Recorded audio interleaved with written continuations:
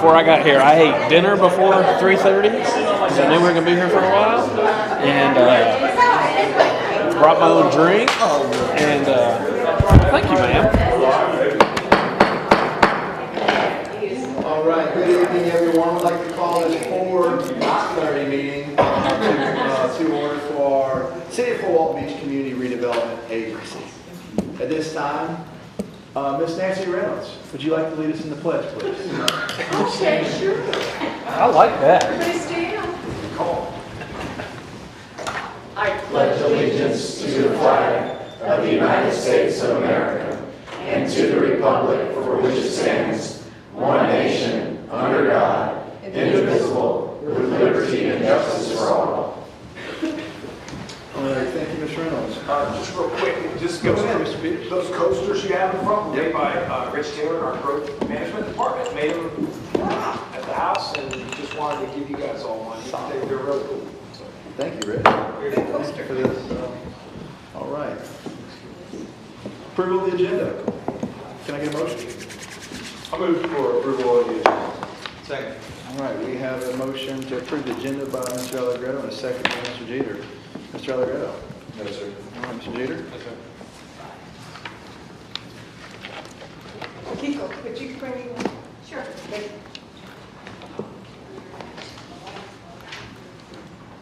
Ready? Let's do it. We got a motion and a second.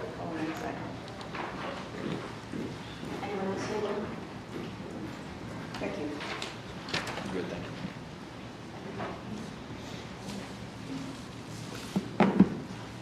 Anybody else on there? One second. Sorry.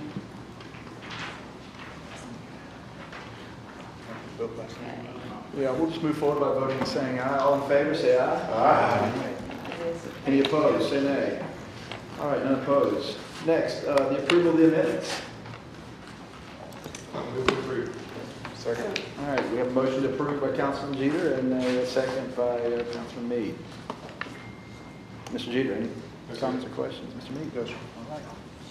Let's go to a vote.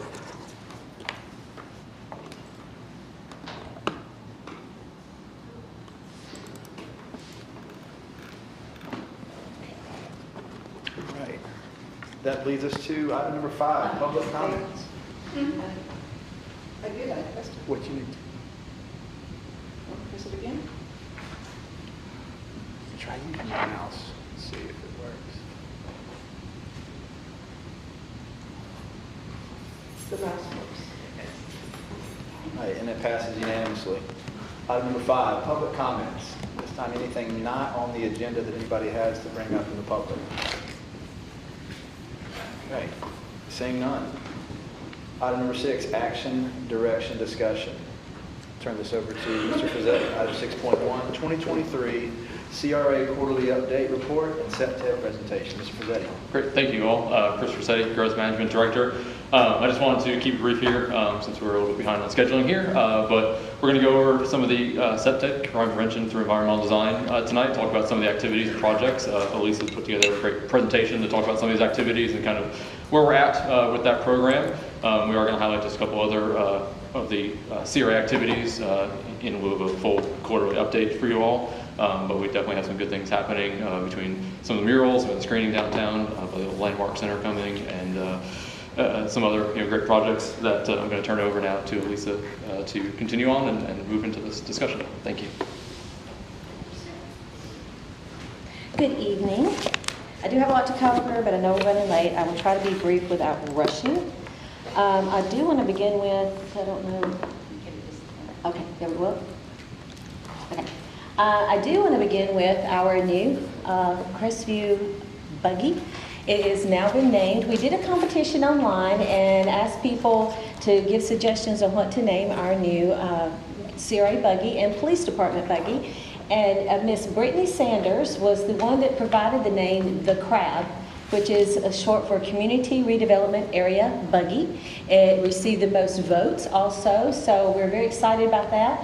It does have the name logo on it. It is outside for everybody to look at. We have, as you can tell, there were 69 suggested names, so the Crab won. We have other things we're going to be putting on it. We've got some logos. We're going to be putting running lights on it.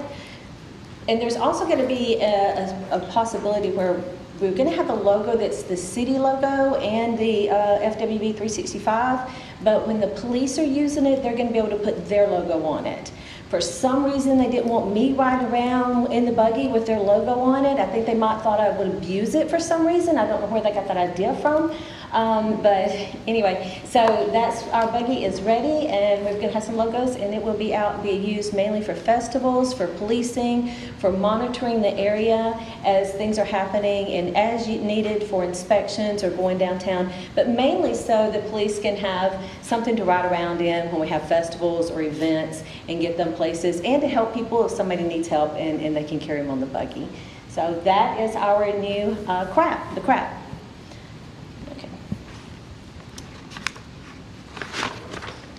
So what I want to start off with is we have addressed the crime prevention through environmental design. This, as some may in here don't know, I've already talked, some people aren't familiar with it. And what it is it uses the environment to try to discourage negative activity, is what crime prevention through environmental design does. And we have already been successful in some of the programs that we're working on, and I'm going to cover the things we have done and the things we've got on the books and what we're working on to update y'all. So to begin with, one of the areas that we had noticed was the first area that we noticed was the Gulfview Hotel, and I got a phone call saying, Elisa, they're camping out between the AC units. What can we do? So we got together with Mr. Gunn, and we came up and we put a fence around it, locked it up, and it has helped with that problem. They can't get in there. They can't lay their stuff between the AC units, which actually is dangerous. So that was one area that we took care of at the Gulfview. Another problem was sleeping under the ramps. They were sleeping under there, hiding stuff under there, so we blocked off. It was a very simple and cheap solution that solved a big problem. The next one was a big one, and this was, they were camping out on the balcony. There was actually, those pictures there are little compared to what was up there. There was almost a tent city up there at one point, and so we put security cameras in there. And you'll notice the graphic up top where it says about the solution, where we put the monitored security cameras. In August of 23 was when we installed those security cameras. If you'll notice, there was 9 incidences where the police were called. In November, 1. They said it's definitely decreased of them having issues of people camping out or any problems at the Gulfview with the stuff that we have implemented. So that is an encouraging estimate. In just a few months, it's made a difference, and that's what I wanted to make sure and to show y'all that this is making a difference. Making it uncomfortable for somebody to hang out or commit a crime, that's the key to CEPTEL. We want to make them uncomfortable. We don't want to make it easy for them. We don't want to make it an area where they're not seen. So the main thing is especially with the cameras, it says we see you, and when we see you, we're going to come tell you to get away. And that's exactly what's happened here. So we're very happy about that. Our next area that we focused on was 115 Church Street. So if you'll see on the picture on the left, that was this is the facility out behind ADSO, right across from Catholic Charities. They would go to Catholic Charities and get their food and go sit under the trees, eat their food, leave trash. They would sit there under the trees waiting on their food. And it was becoming a hangout for the vagrants to hang out at. So what we did is we fenced it. And we put the fence, when they were like, where do you want to put the fence? I said, put it as close to the street as you can get. Get it on the other side of those trees and lock it up. And the only people that have the keys to that fence are the ones that need to get in. I think it's a utilities. Jeff, what is this, a utilities area? And so that's used for utilities. Nobody needs to be in there with the utilities people. So it stays locked up and they have a key. And that has actually helped keep them from hanging out from under the trees. And in that area, there's not any way for them to get to the shading. So that is another area we focused on. So our next one was Harbison Avenue between 1st Street and Miracle Strip Parkway. There's a picture at the bottom of that street, and Officer Bags Watson and I went out, and one night we did a lighting survey. There was actually just one light that was shining on that street. Now you'll see on the bottom where it says the light codes and the current lux and foot candles. One of them actually had good lighting. The problem was it was covered up by trees, and it can only shine so much. So there's one light pole with 2 lights on them. One of the light was like a lamp on my desk. That's how much it shined. And the other one was actually good. So we've got a solution to that. We're working with the Florida Power and Light. I'll get there in a minute. So this is also that area, and this is a police activity report in that area. So if you'll notice up top, it says total reports for that area for the year were 58. Now these are just actual reports. These are not calls that they've had to deal with. These are actual written reports of problems in the area. So there's 58 in that area, and 37 was in the high dense location. And you'll see the bright blue, that's our high dense. That's where the most of the crime and problems was. And we all know where that is located. But that is on that street is where they're going. When they commit the crime, they're going up that street. They're hanging out on that street. Most of the crime may be in that area, but that's not where they stay. So we have to address the whole area. That's why we're looking at Harbison Avenue in that particular location right now. So what we're doing with that area, and you can see these are just some pictures taken during the day. The homeless sitting there walking up and down the street, hanging out under the trees, getting shade, and finding comfortable spots. There's even locations off the area where I was out there the other day, and I went to look in there, and somebody said, don't go in there, that's where they use the restroom. And I was just wanting to look in there and say, don't go in there. So we need to eliminate those spots. That's what CEPTED does, is it locates these problem areas and eliminates them. A lot of it is done with just landscaping and cleaning up. The issue is some of it is on private property. City can't go in and mandate doing things on private property. So we have a solution that I'm going to address to you in a little bit that might help with that. But as you can see right here, overgrown trees. Now, I will say if you look on the bottom left, there was palm trees that are used as shelter. Those have been taken down by the owners of the property. They did give permission, and they took them down, and that helped a lot. But there's still some more to address on that street. The picture on the left is the street at night. You see how dark that is? That's not a safe area. And that picture was taken by Officer Baggs. I gotta say Baggs, I'm sorry, Baggs Watson is just a little hard for me.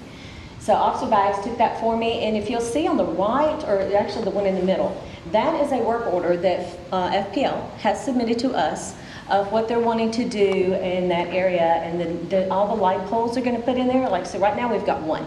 So they're installing, they're removing one that doesn't work, and they're installing more, and putting the lights in there, and making sure that the lux is appropriate for brightening up the area. And then of course we'll clean up the trees and keep the limbs away from the lights so they can shine on the area. Lighting is a major key with CEPTED. You put light on a subject, and usually that subject doesn't want to be seen. So it goes back to, there's a theory called eyes on the street. With CEPTED, that's actually the foundation of CEPTED.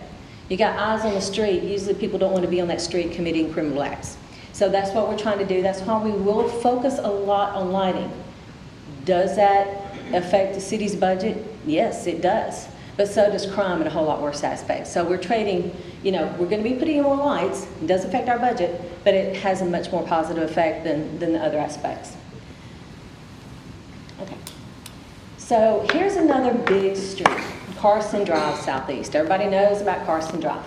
I actually even had a lady call me today about Carson and want to know what's going to be done. So when Officer Baggs and I went out, and you can see the codes on the left about the current lighting and their levels.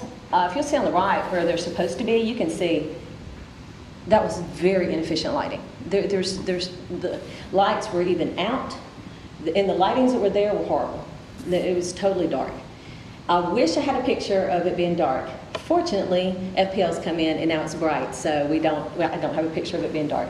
But those are some things we noticed and what is currently there. This is a crime report.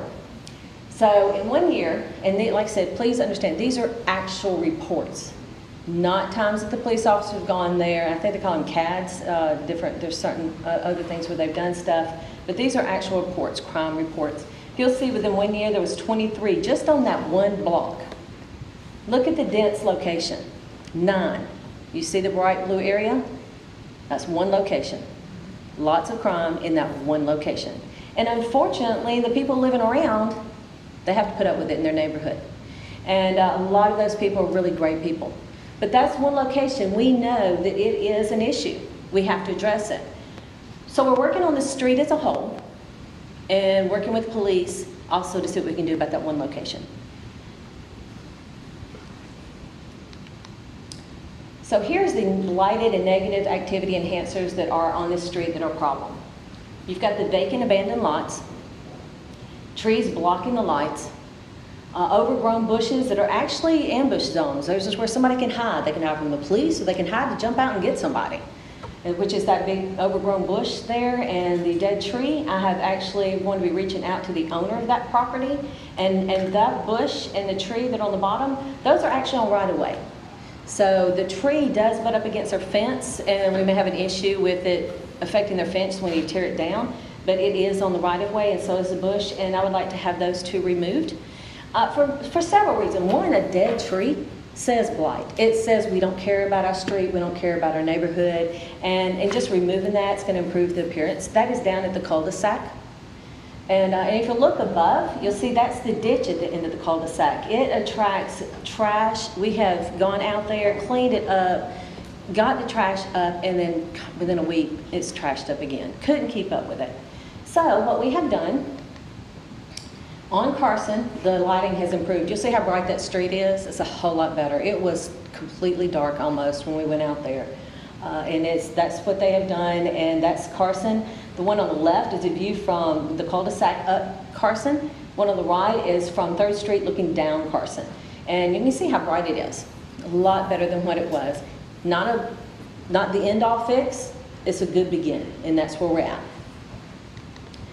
Also, the cul-de-sac. So the grounds maintenance division went up there and cleaned it out. Put pine straw down there and put a trash can out there. I just went by there. It still looks that good, and it's been 2 weeks. And I was I loved it. I mentioned it, and next thing I know, he called me and says, Lisa, it's done. And I was so excited. So, I mean, that was a major thing because they kept having to go back. So fixing that, is it going to get trashed again? It may, but it says we care. It says we're doing something, and that helps. The trash can, hopefully they'll use the trash can instead of throwing everything in the ditch. But it looks a whole lot better than it did, as y'all can tell. Also on Carson is, if you see the house on the left, that was at 105 Carson Drive Southeast. Mr. Gray came in, I think he's here. Yes, he is. Very excited. He came to us, and he got our first actual nuisance abatement grant for the city, and he cleared the lot. But fortunately, before he cleared the lot, he offered the house to the fire department so they can do some training and do some roof access and did some training. So it was a win-win for everybody. The house has now been removed. He's done a great job. The lot is cleared, and the CRA helped him with his expenses of $10,000. He did spend a lot more than that, but every little bit helps, and we were happy to have that. And we're very glad that he came to us to do this project. Fortunately, there's other things he wants to do on that property, and I've got his grant application open, and we're going to be doing more stuff for him and with him to help develop that property and make it a good place on Carson to help grow. We've also talked to some other people, and and you know how it is, the more people see progress being done on the street, then the more people say, wow, this street is getting better, let me invest. There's a house for sale. There was one for sale, and somebody went and bought it, and they're out there doing work to clean it up and remodel it. And there's other houses being remodeled on that street. So we're really hoping that Carson is going to be one of our best projects to show the great work that has been done on the SEPTED program to help clean up an area. That is one of our main SEPTED zones that we're very proud of, and we're looking forward to doing even more and cleaning it up. Okay, so when I was looking through all the SEPTED, and we're talking about working with civilians and citizens in the area, these properties right here, those are just city-owned properties within the CRA district. That's just the CRA district of properties that we own, that we need to set an example of, and we need to implement SEPTED program on our properties. We need to have correct lighting. We need to eliminate ambush zones. We need to do something to prevent the homeless from hanging out there. If we see an area, it's like, oh wow, that's a hangout joint. I was just talking to Officer Carter about Sound Park and the gazebo out there and the problem that's out there. And I've talked to him. I said, you know what? We're going to work on it. We're going to do an analysis on it, and we're going to work on it and see what we can do. Besides, we don't want to just tear things down. I know earlier we mentioned about taking out benches. There's an alternative to yanking out benches. There's things we can do to prevent the problem without yanking it up and causing inconvenience for the citizens. I will say I was recently at a conference in Vero Beach, or actually we did a tour on Jacksonville Beach, and I was downtown waiting on a ride in their park area. I had to sit on the curb because there was no benches. You know why there was no benches? Because they yanked them all up because of the homeless. And I'm like, here I am in dress clothes, sitting on a curb, waiting on a ride to come get me because I had a meeting after the tour. And so we don't want that. We don't want our citizens and our visitors to be uncomfortable in the area. We want the homeless, the vagrants, to be uncomfortable. So there's a way to do it. And it's in the design of the benches. It's in the design of the area. It's in the design of the parks, of the landscaping. Ms. And, Burrows? yes, sir. Quick question. Mm-hmm. What's the appropriate amount of time you think it'll take to evaluate the gazebo at the Sound Park? If you want me to get on it this week, I can. It takes 2 days. You've got to get there at night and take a lighting analysis. And it's the report and putting everything together that really takes the longest. So if y'all want me to get on that ASAP, I can get on it this week. And next week I'm only going to be here 2 days next week because of the Christmas vacation. But if y'all want me to get on that, it is a very bad problem, from what I understand. It's a very beautiful park. It's being overran by vagrants. And It's only being used by vagrants, so they're the only ones using it. So just so, I know y'all like to hear me talk about the SMART goals, but very specific. So you're saying a couple weeks to evaluate it and get a report back? If you want me to get on it, I will. I've already got an officer that says, you tell me when, we'll get out there and we'll work on it, because he's, Officer Carter's been very Well, I concerned. think we're all in favor. Do we need a motion? Yeah. Or is that? I can just do it. I don't need anything from y'all. It's on my list. I think it's on, yeah, Sound Park's third one up there. It's on my list to do. There's just one thing y'all need to realize. This work is a lot of work and involves a lot of time. I am just one person. And I like I said, if it was up to me, that's all I'd do. I'd be on it all the time, working with the police and getting this done, because that's how much I really love the CEPTED program. So with that being said, I will do as much as I can, as quick as I can. And fortunately, the chief and the police department and growth management, everybody has been 100% supportive. And y'all, I've got nothing but support from y'all saying, let's do this and let's do it right. There are cities in the state of Florida that are, and I've told y'all this, Florida is leading the charge on CEPTED programs. And we need to be right there with them. Yes, sir. The success you've had with the cameras, is there any way to expand that success to our parks and some of these problem areas to have cellular cameras or something that we can, if we cover our parks with cameras in public areas, not private property? Yes. Is there things like that that have worked in other cities that you've 100%. And that's one thing we'd actually talked about in the gazebo. We could put the same cameras in the gazebo that are up on the balcony at Gulfview. There's several things that work. Cameras do work. Cameras are, the one problem with cameras is they're great in the project as a whole. But cameras usually say they're the after fact, okay? After the fact, yeah, we caught this person committing this crime. So it is a deterrent, like with the Gulfview. They know those cameras are there. They've been told over and over again because they've tried to camp out there and the police have shown up, so we see you, leave. That does deter that. Security cameras are also used for catching somebody after the fact. So we want to do both, and we can use the cameras to do both. Yes, sir. So those cameras, great idea. Are they the Fuchsia's cameras that the police department's already using that they can see? I think so. Can Are we those not, can Fuchsia's we implement cameras? those? Because the police department has cameras that you can put up that they see from their office. Yes. The Fuchsia system is not the actual camera, it's the integration box that goes to existing cameras. Fuchsia is an agnostic system.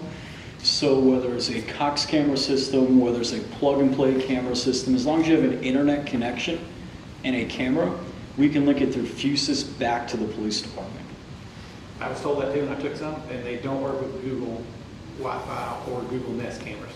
I tried to hook them up, and we worked with technical support, and they couldn't do it. So maybe they work with everyone but Google, but I'm all for cameras in the gazebo and parks. Let's just make sure we put up the fuchsias cameras that the police department can see from their office, and we don't lose 10 minutes if someone has to call the police. Yeah, and that's the key, is working together with the police and them advising us. The cameras we did at the Gulfview, IT called me, we went in, I told them we need cameras here, here, here. I talked to the installers, and that's where they put the cameras, and that's where they've been monitored and getting them.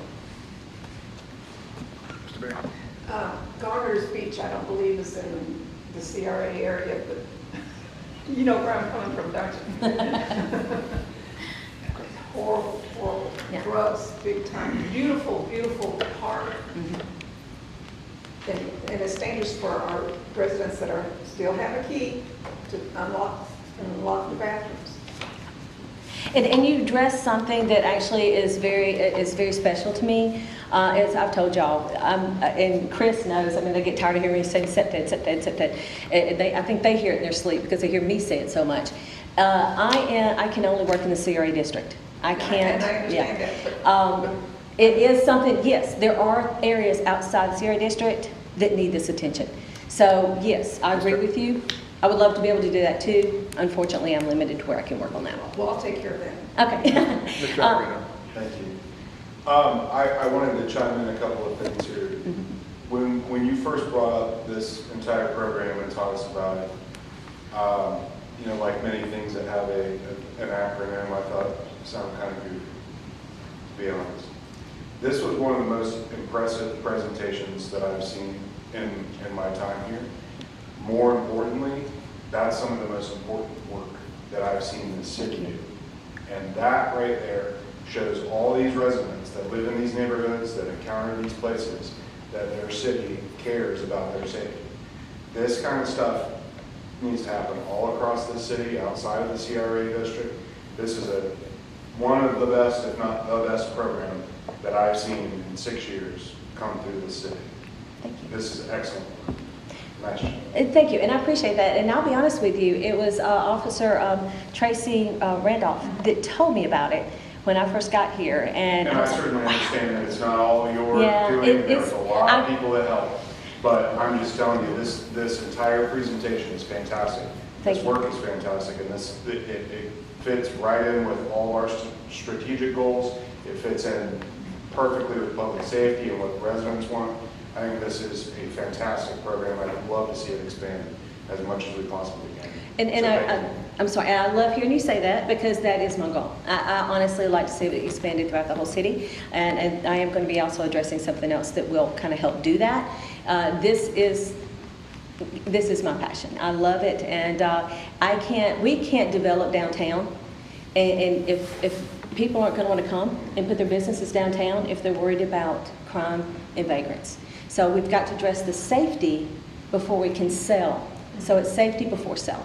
So that's what we're working on. Well, So thank part you. of it too is the mindset. You know, I was one of the ones as recreation director, you know, you take you move benches out in the library, now nobody has anywhere to sit. The ones in the landing were all rusted, so we removed those at the time. We didn't choose to replace them at the time because it was under construction because the vagrants were all over. Mm-hmm. You know, we talked about removing the gazebo across the street in Sound Park. It was a $25,000 gazebo. You know, it can be nice. We're going to rip it out because of vagrants hanging out. We need to fix the problem and let the people that actually can enjoy it. And I think this does help with that. 100%. That's our goal, is to make it enjoyable for the citizens and uncomfortable for the vagrants and the criminals. That's the way it's supposed to be accepted. So that's what I wanted to show you is the areas like I said, you can see how many that is. That's just the CRA district. And there's some street right-of-ways that need some attention.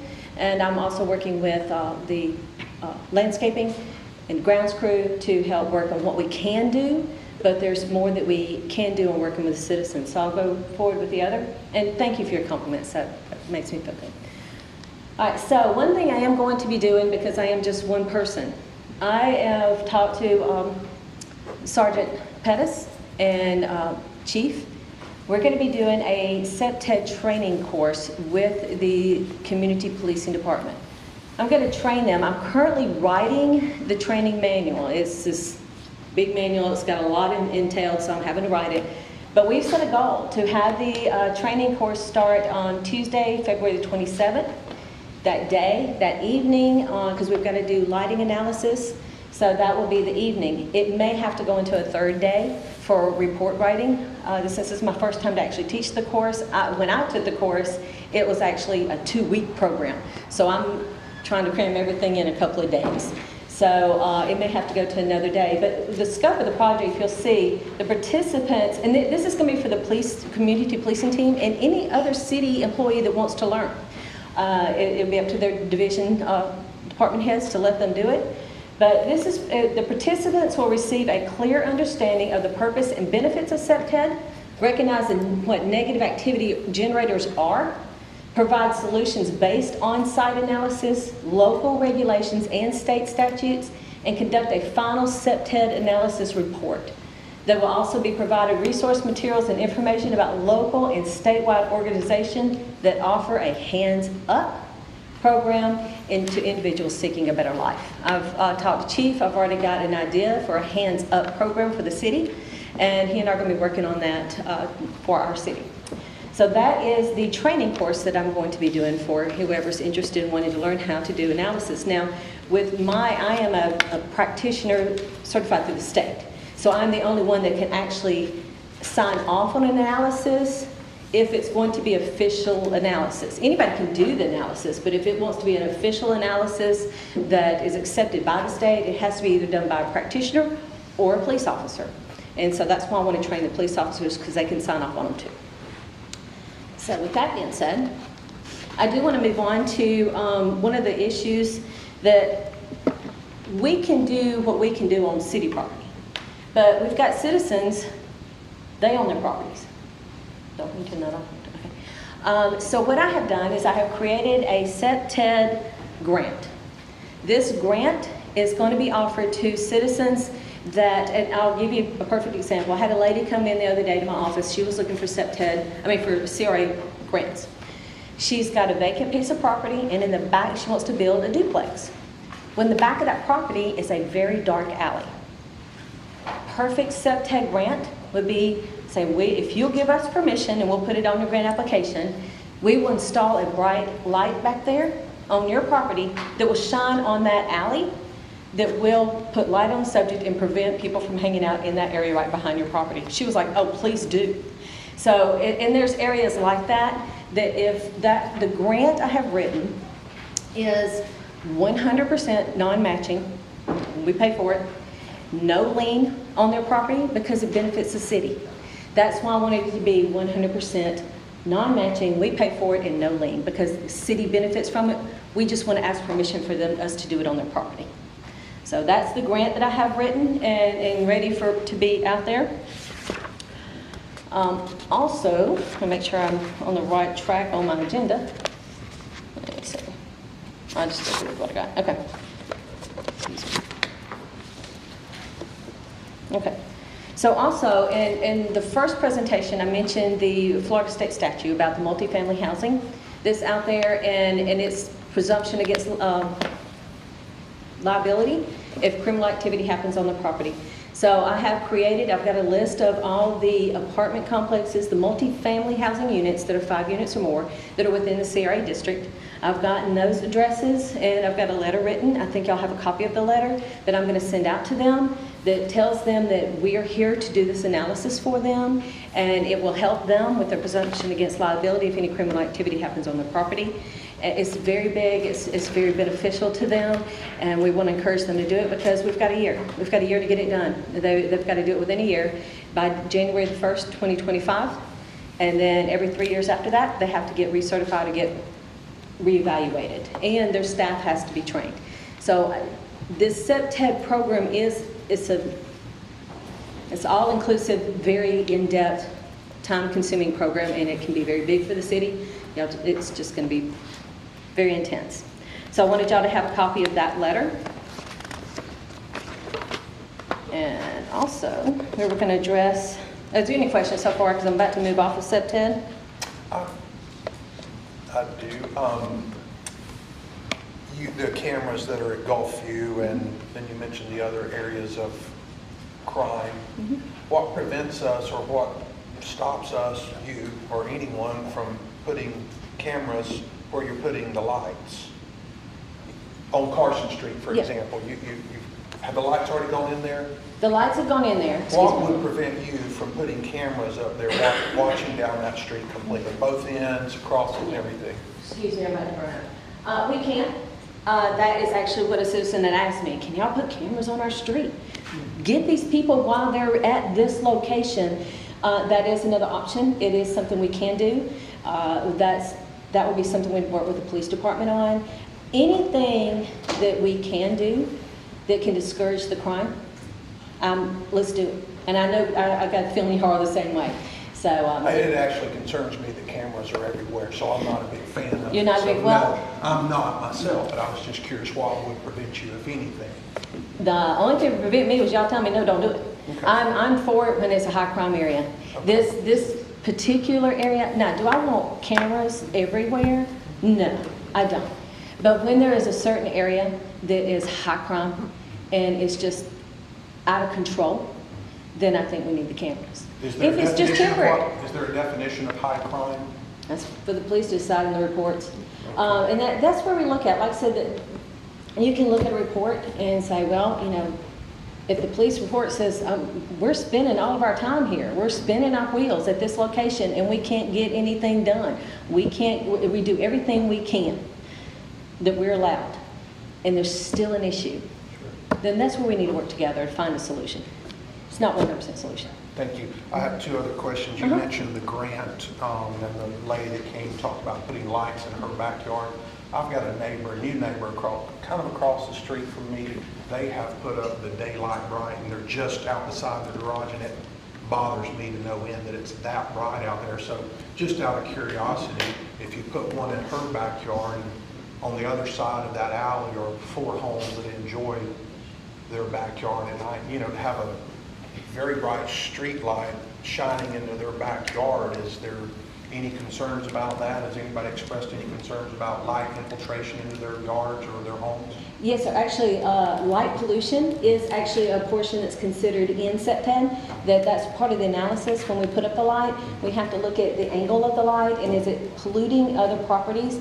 Is it affecting the area that needs to affect and providing the light it needs to provide without infringing on other people's property? Light pollution is a part of the program that we have to consider. So, good question. Yes, it is something that we would consider. So that alleyway, assuming it has 10 properties on it, 10 of them could apply for each have a light so that it comes down and it doesn't bother. And you said we pay for it, that's city taxpayers' money. It's part of the SEPTED budget that I've got in my program, and every year, as the program gets better, I'm going to want to allocate more money to that because it benefits the city.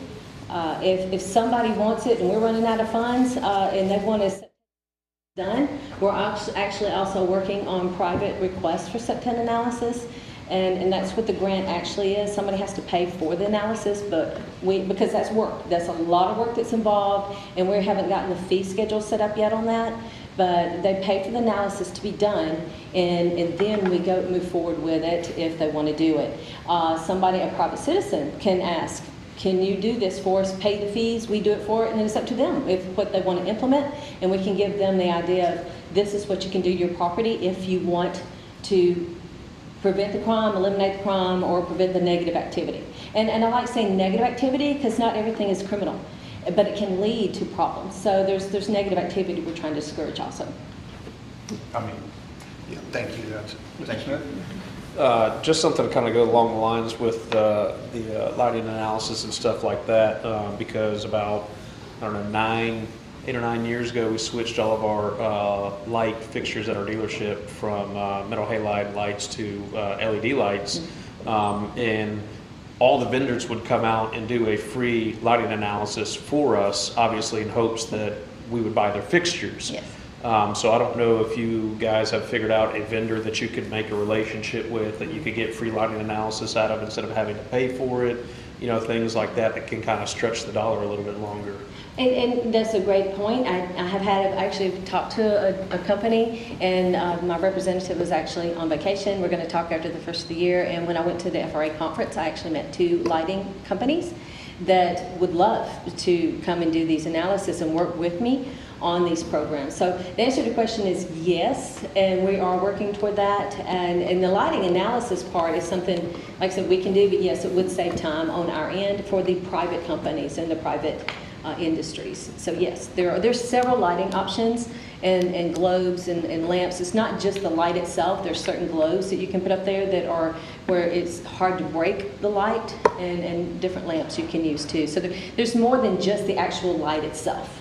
So I'm working with them also on those type projects. So yes, sir, we will. Any other questions before moving on? Ms. Burleson, you mentioned about moving on to SEPTED, or are we still going to go on some SEPTED? Well, I finished with SEPTED. I was going to move on to the quarterly community meetings and the dates we've got on that, and then answer any other questions. I think y'all had some about the fencing. Before we move on, I just want to give you some clarity, because these are some good conversations, and with whether it's cameras or no cameras, or lighting or no lighting, but I would like to entertain a motion.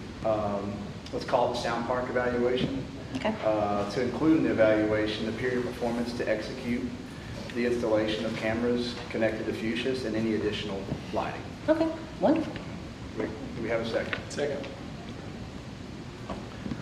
Mainly behind this motion, again, is to, and before we get to Mr. Jeter's comments, is to give you clarity, to give our staff clarity, to bring us back that evaluation. You mentioned a couple weeks, but included in that evaluation, the period performance to execute those things, whether it's the cameras or the lighting, so that we can be very specific on that. Because like Mr. Allegretta mentioned, this is awesome stuff. I think we all can buy into this stuff. Now let's kind of just drill in a little bit deeper to execute, to give you clarity to how to execute. I greatly appreciate it. Mr. Jeter. Ditto. This is awesome stuff, great stuff. Let's mix Allegretta's comments with Schmidt's SMART goals and just put deadlines on all these and get them done. That'd be my opinion. Let's put deadlines on motions and get them done. Any other comments?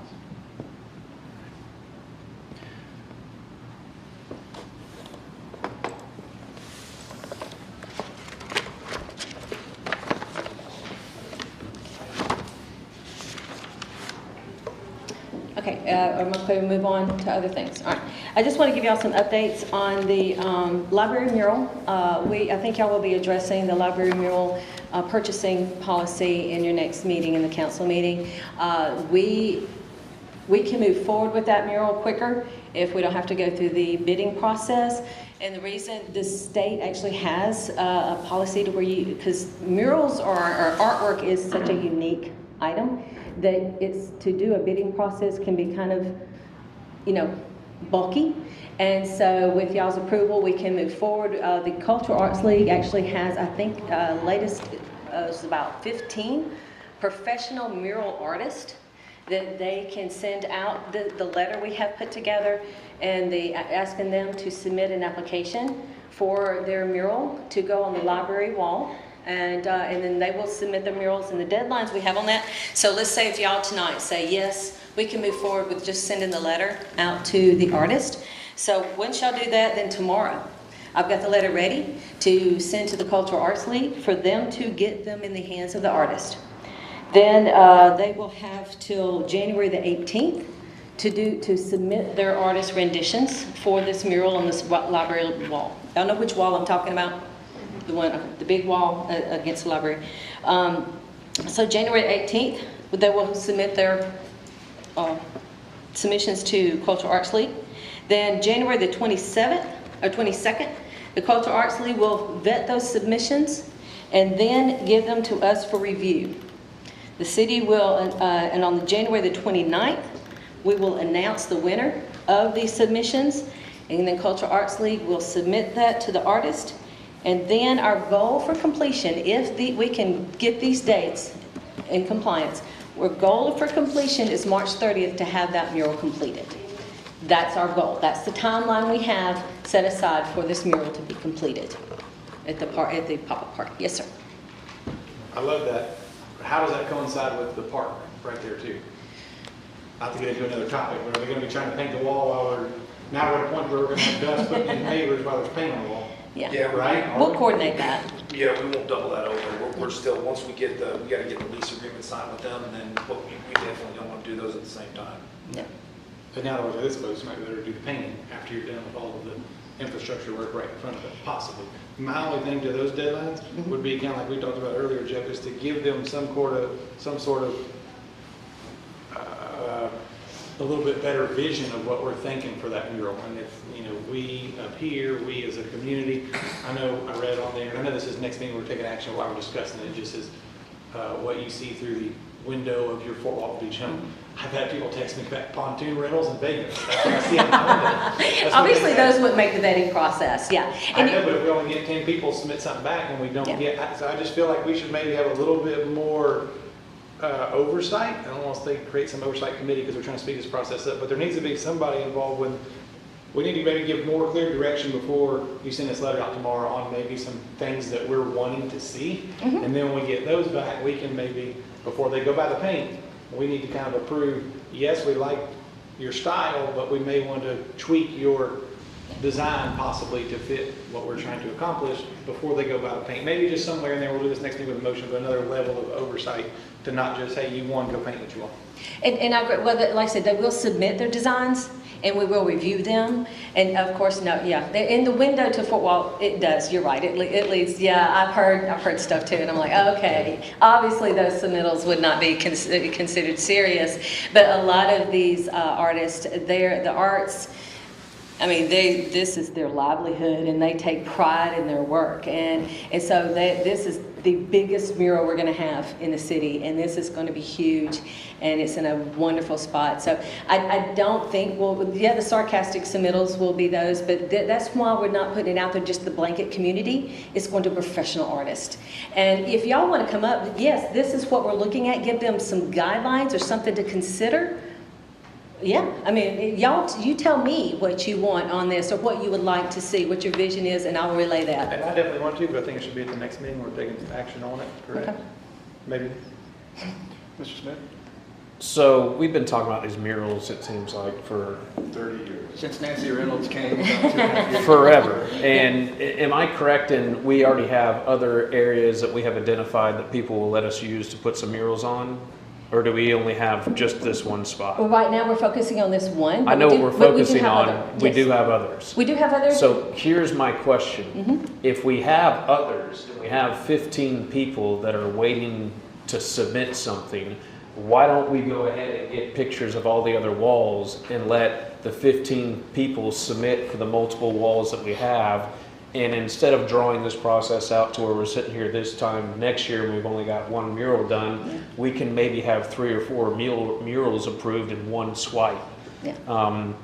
And that is a possibility. Some of the other ones, and I've talked to several people just like Miss Nancy has, and with the private buildings, with us putting murals on their buildings, a lot of them are, because what would come with the beauty of the library, that's our building. So, but when the city invests money on their buildings, then a lien goes with it. And a lot of people get scared about the lien, and I don't want to lien on my property just to do this mural. I understand that, Yeah. but I guess my understanding is we already have other buildings that they They said. have not committed. I have put a letter out So there. we don't have anybody else that Not has committed, but we have several interested. I've had several saying, I'd love to have that on my building. I said, great, let's do this. So what do But we got to getting do to commit get is a them different to story. commit? I've got a letter I can get the cultural arts lead to reach back out to them and see, because we have some, it's just them jumping in the pool. They like the pool, they like the water in the pool, but getting them to just jump in. Well, as somebody that sells cars for a living, I mean, the way that you get a yes is you get in front of somebody. Yeah. So I don't know what we have to do to get in front of somebody to get them to say yes and sign whatever document that we need, and then we can move on. But I think if we can get that done, so we can maybe wrap this all into one piece, it's going to be a lot faster way of getting everything done, because I just think at the pace that it's going, we're going to be sitting here for 30 years from now and we're only going to have one of these done. And I'm ready to go. I mean, if we're doing all this instead of doing it over 15 different times for each different, if we can do this all at once, it just seems like to me that it makes a lot more sense and can help speed up the process. Well, we can identify some city locations as well. I mean, like the museum, the side of the museum wall, the blank wall behind where the addition is. I mean, we definitely can do that. And Ms. Reynolds has been very, very adamant with a lot of the businesses. You see the one mural in the back of the movie theater Yeah, that's a that, big she one. got, that she got going there too. So it's a combination of both the city and them. So, if we don't necessarily need to send a letter out tomorrow, we can identify the areas we want to put them up and then go from there. Mr. Allegretti? I think a good idea is to make that one big mural, as you said, it's the biggest one in the It's city. gonna It's the tallest wall, it's the biggest building, it's the most visible. That will then spur on business owners, people who have private property to say, hey, I would definitely want to be in on that. And then as Mr. Smith said, at the next time we do this, let's knock them all out all at once. Because that way, here's a great example of what's already happened.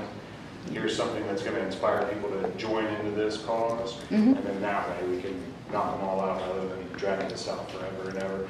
The only other thing I wanted to mention, and I know again we're talking about this later, but I definitely don't like the idea of everybody up here kind of nitpicking what's going to be in a mural, just because I probably like it blue and you like it green and he likes it yellow, and then now we're messing with somebody's art maybe a little too much, as long as it's not weird or And that's part of people the are going to make fun of us. Well, how do you stop it from being weird? I mean, I do like it weird though sometimes. So. I mean, Did you like the Bible? I don't know what I'm talking about. Ms. Burleson? Yes. Wu-Tang for president. How are the Wu-Tang for artists president. getting compensated? We'll be paying the artist. They're going to submit and tell us how much they would charge us. I will give y'all an estimate. When I was in Jacksonville Beach and they were showing they've got a big mural going up too, and we can estimate paying about $50,000 to the artist for that huge mural. That's about what you're going to have to estimate to pay on it. Is it competitively bid out? Not to get too much in the weeds, I don't know much of the art game like you do, but so we're paying the artist. Just for clarification, the artist will be paid. Yes, sir. And then how do we select the artist? The artist will submit their artwork, their designs. And like I said, and I will say, yes, we can give an idea of what we like, but artists are like, don't stifle my creativity. I mean, and they'll actually say, well, no, I'm not submitting if I can't be creative. And you'll get that. So we kind of don't want to stifle it, but if we get some stuff that's just, unacceptable, that won't even make the vetting process through Cultural Arts So League. it is a competitive process where there's multiple artists competing Yes, sir. to They will do the product. Yep. And then before you make the selection or make the recommendation, you're making it competitive, whether it's, hey, this artist wants to get paid X amount of dollars to do it, but this artist wants to get paid Y amount of dollars to do it. You're being sensitive to the cost of the overall project and competing it out with the artist. Yes, sir. And the artist is getting compensated. They are getting compensated. They will submit their artwork and tell us how much they would charge us for that artwork. Okay. But we have talked to several, and we do have an idea about how much it costs per square foot. We've measured it, and that's why we've come up with an average, well, not average, we're looking at the max about $50,000 for the artwork. Mr. Plus, Jeter. we'll have to rent a lift. So I'm not breaking that wall up, one big mural like Nick said. It depends. We don't want to, because my vision for that wall was different windows with a curtain on the different columns, and it looks like you're looking through several windows. That was my vision, but an artist, they've got. So that's what I'm saying. So are you going to tell them to submit for one section? No, the whole- or the whole thing? thing. So one person can paint the whole thing. They can paint it one whole thing, or they can paint windows. So we're just going to give them a blank. It depends on what they submit, and I have found that the artists, now you can give them a theme. You can give a I think there theme. needs to be an oversight committee, but I won't go there tonight because we're taking Yeah. action on it. But I like the one in Crystal River. So if anybody's watching tonight, that's an awesome one. Yeah, there's several beautiful ones out there. Mr. Berry. In your contract with the artist, are they asking for copyright? No, it belongs to the city. Belongs to the Yeah, whenever they do something, it belongs to the city. We pay for it. Mr. Walker. It's ours. I know this is coming up in the next meeting, but we've been engaging in it, so I'll ask now. So one artist, not 5 artists for the 5 windows. There are 5 windows there on the drawing. One artist. We want one artist because we want it to be flow. We want it to look like the same design. We don't want it to be, because you can have graffiti art over here and Picasso Some art people over can here. like that. Yeah, and they may, but like I said, my vision is one beautiful piece that says, "Welcome to Fort Walton, this is who we are." Right. And that's what we're looking for. Thank you. And I spoke with Nancy earlier today about that one, and I was amazed at the cost. Of the one she's doing, yeah. Is it done, Nancy? Is it No, they're still working on it, aren't they? Sons and Cinema. I mean, the lift was a lot of money. So, speaking with her about that and just knowing some artists around, I'm like, man, how, $50,000 is a lot of money, but to think that if there were 5 artists who would each take one of those windows and have a sense of pride and willingness to have their images up there, what a great opportunity to bring in 5 artists instead of 1. And they may offer to do it for a discounted fee where that $50,000 that you're allocating now might be able to go to 3 or 4 or 5 other projects. If those artists are interested in, as that artist did, giving it for free other than the materials and renting that lift. Jeff, and I don't know about this, I know part of the bidding, if they're gonna have to get up top, is having a lift. Jeff, is it possible that any of the departments have a lift that could be used in this, or are they gonna have to rent their own? I was amazed, it was $2,300 to rent that lift. Yeah, it was city equipment, putting a non-city employee on it with liabilities, but there's people that have lifts. And they're not cheap, but I mean, we may have a member in the community who would donate one for that project. If we had 5 artists, one of each, who would be willing to donate some of their time, energy, or effort. I mean, that $50,000 could be spread out a lot farther than just that one. It's across the street from my office. That is my front window. I will see that wall there. So I personally would like to see 5 different windows in it instead of 1. I saw the waves up top kind of stuff, and so. Like I said, everybody has different visions for that. Like I said, I'm with you. I liked 5 different windows, but necessarily not necessarily 5 different artists, but 5 different windows that each window tells a story. That was something I was looking into, but I have seen artists that have come up with ideas that I'm like, oh my gosh, I would have never thought of that. Good stuff. Good stuff. So, Ms. Burleson, let's take your time. Let's move on. All right, and just one more thing, the fence wrap, I'm just going to update y'all on that. We are waiting on to get back the design aspect of the fence and the mock-ups, and as soon as we do, we're hoping to have it installed January 5th. That's our goal right now. We're just waiting on the mock-ups to be approved. Any other questions? I'm sorry I went over. No, I thought you had more to explain, and I didn't want to take up all your time with 9 minutes left. Oh, wow. Oh. Okay. All right. Any other questions? I think I've covered everything. Chris, I missed anything? All right. If there's no other questions, I appreciate that, Ms. Burleson. I thank you for the presentation. Thank you. All right, item 6.2, letter to residents and property owners within the city CRA. Last CRA meeting, there was some conversation on the dais as well as in the community about getting information and messaging out to our CRA residents as well as our landowners. The result of that, got some feedback from our city attorney and city manager, and before it being mailed out, thought it'd be appropriate to bake in the agenda packet first off so that we can get any necessary feedback from my peers up here on the board, but also too so that y'all are aware of what messaging or what letter is going out, so that if you do get a response or if you do get a call to action from this letter, just wanted y'all aware of it. Any questions about the letter? Mr. Jeter? No questions. I would just like to commend your work on getting it done. I think this coincides with a lot of people in the community say, well, I didn't know about the meeting, or I'd love to be involved, or the city didn't invite me. So I think about sending a letter like this, and I'm sure we've done it in the past. This is just, again, another time that we've reached out and invited people to come and join us in trying to make our community better. So I read it. I think you nailed it. I love the last paragraph, and I'm looking forward to seeing it get sent out. Good job. Chairman. Mr. Elliger. I would also like to say that this is a really well done letter, and it's a very good initiative and very good making it happen in a very short period of time. So well done by you, and if anyone else was involved that I'm not thanking them. Thanks to them as well. Scott, Mr. Peters, well done.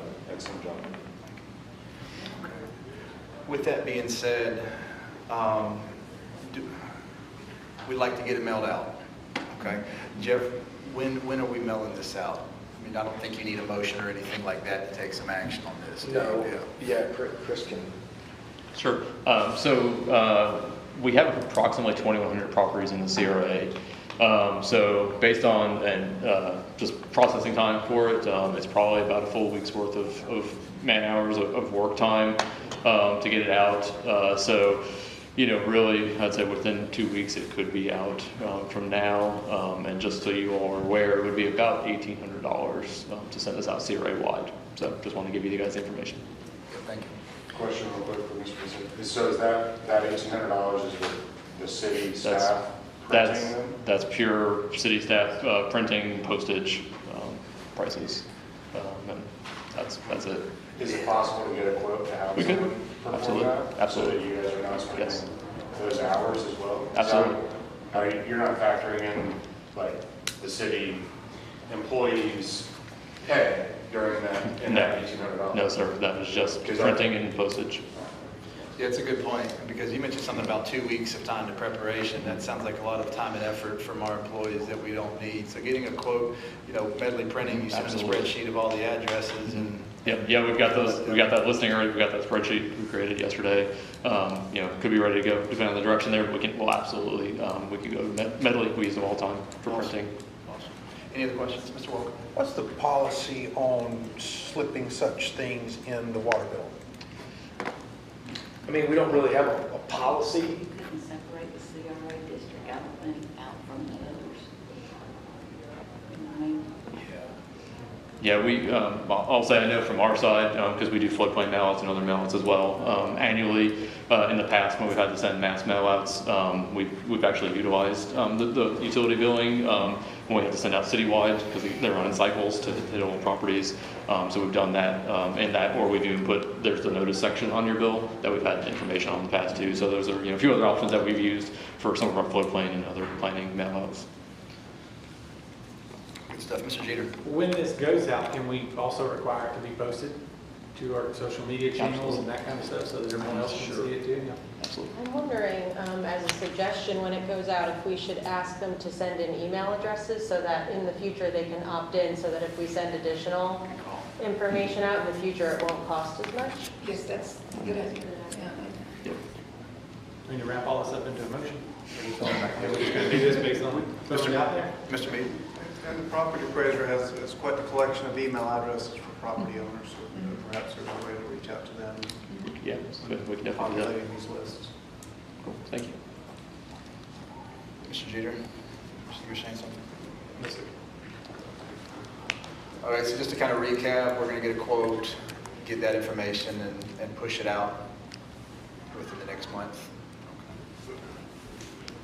If there is no other questions, it's time for adjournment. Seeing none, meeting adjourned.